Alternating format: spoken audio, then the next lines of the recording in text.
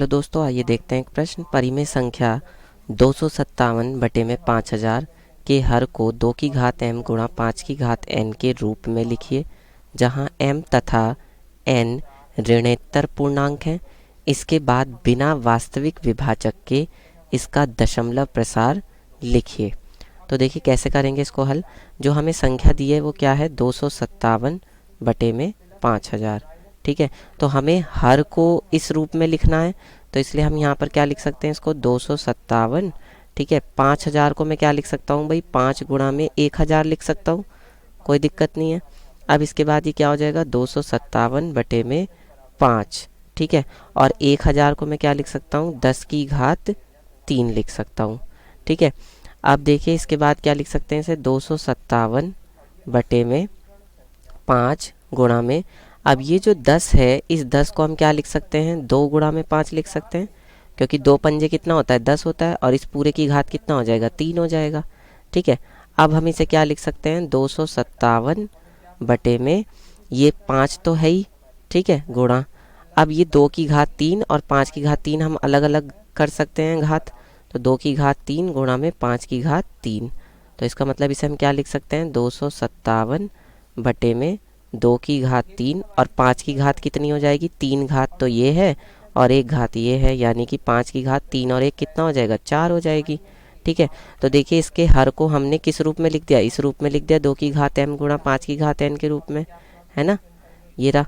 ठीक, अब बिना वास्तविक विभाजन के हमें इसका दशमलव प्रसार लिखना है। तो देखिए जब जैसे अगर किसी भी संख्या के बटे में 10 होता है तो हम क्या करते हैं, हम एक संख्या के बाद दशमलव लगा देते हैं। ठीक है, अगर बटे में 100 होता है तो हम 2 संख्या के बाद दशमलव लगा देते हैं। ठीक है, लेकिन यहाँ पर अगर हमें नीचे 10 बनाना है तो 10 बनाने के लिए यहाँ पर क्या होना चाहिए, ये जो 2 है और 5 है, इन दोनों की घात एक जैसी होनी चाहिए। अगर इसकी घात 4 है तो 3 की भी घात, मतलब 2 की घात जो ये 3 है, ये भी कितनी होनी चाहिए, 4 होनी चाहिए। ठीक है, मतलब कहने का ये है कि जिसकी घात कम होती है हम क्या करते हैं, उसी से ही ऊपर नीचे गुणा कर देते हैं।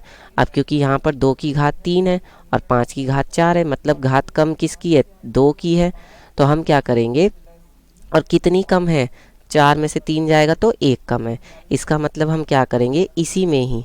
अब देखिए हम यहाँ पर क्या करेंगे, 257 बटे में 2 की घात 3 गुणा में 5 की घात 4, ये तो था ही। अब हम क्या करेंगे, 2 बटे 2 से ऊपर नीचे गुणा कर देंगे।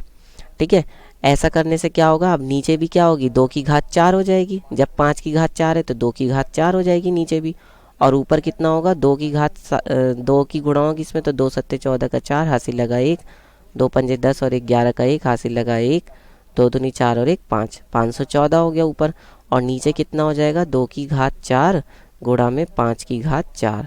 ठीक है, अब हम यहाँ के आगे क्या लिख सकते हैं, 514 बटे में, अब देखिए दोनों की घात एक जैसी है तो अब इसको हम एक साथ लिख सकते हैं, 2 गुणा में 5 और फिर इस पूरे की घात कितना, 4।